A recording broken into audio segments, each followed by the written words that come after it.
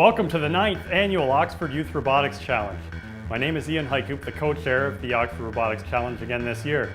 We've mocked up a quick little video to introduce the 2014 challenge to you. We have Will Van Vliet in the house, who's been working hard with Glenn Rake to produce the challenge, and he'll be introducing the new kits to you guys, as well as the challenge itself. We have Michael Harding here with us. He's going to talk about the video presentation, the oral report, and the written report that you're going to be presenting to judges. Over to Will. Hello, I'm Will Van Vliet. I have been on this challenge here for several years now. I went on it shortly after high school, after competing in it. Glenn Rake and I make a good part of the tech committee. This year we have a lot of new things. For example, the whole robotic system is EV3 this year. It's greatly enhanced. Motors are a lot more precise, sensors are more sophisticated, to work a lot better. You guys will be making a robot that is meant for delivering parts from one end to the other end of a plant. These robots are widely used in automotive industry today.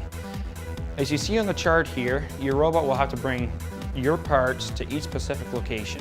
For example, when your robot is sitting at the blue start position, and when the judges drop a yellow cube on the robot, it will be expected to go around the track, bypass red and green drop zones until it reads a yellow drop zone. There, it has to drop the yellow cube and continue to the start-stop zone, which is blue.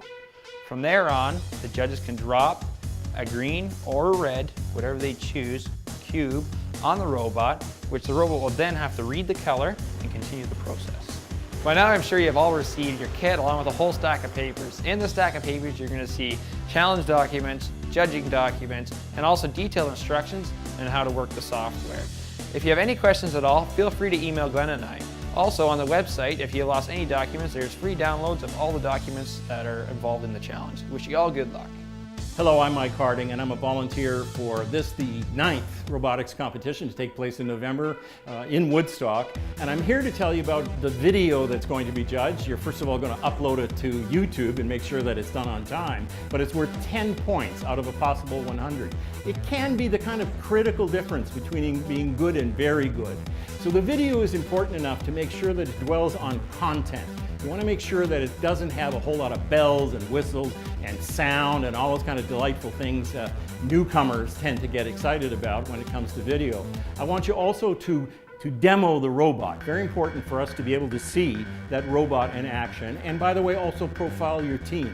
Make sure that your team talks about the contribution that they've made to the project. Also, stay away from any other gimmicks, anything that doesn't enhance the communication that's going to be in this video, and keep it to 5 minutes. Not 10 minutes, not 6 minutes, 5 minutes, 10 points. Keep the graphics minimal and upload it to YouTube. You're going to get instructions on how to do that as part of the kit.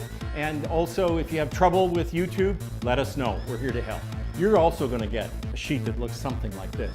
And it really is dealing with the written report, which you're going to submit, and the oral presentation, which is worth 30 points. The written report functions exactly the same way as the video that I talked about earlier. You're going to be judged based on its style, its content, whether it's specific enough.